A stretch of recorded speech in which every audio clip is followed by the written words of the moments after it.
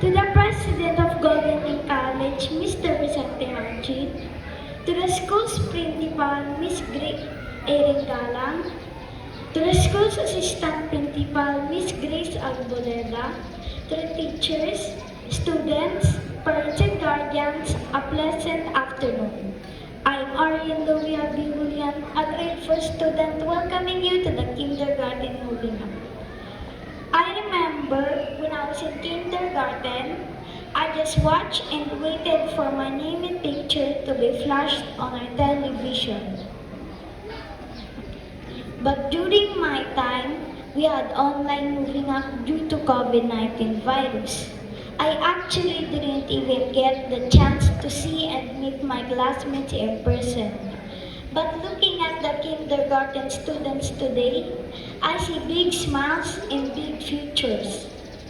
You already learned the ABCs, 1, 2, 3, how to read and write, how to make friends, but most importantly, you learn how to be kind, share, and play together without thinking who is the best. Because here in Golden Lake College, we are all the best. To the teachers, thank you for your patience. Thank you for helping us grow.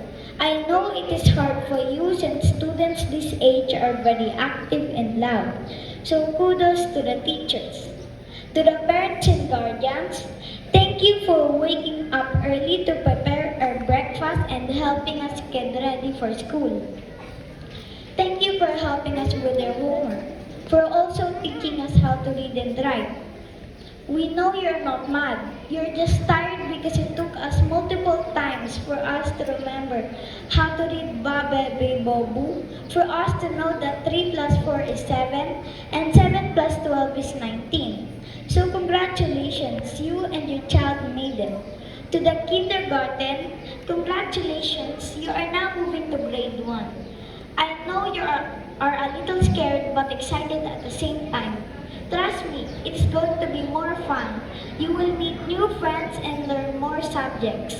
Just remember, always do your best. And again, congratulations and welcome to the next level.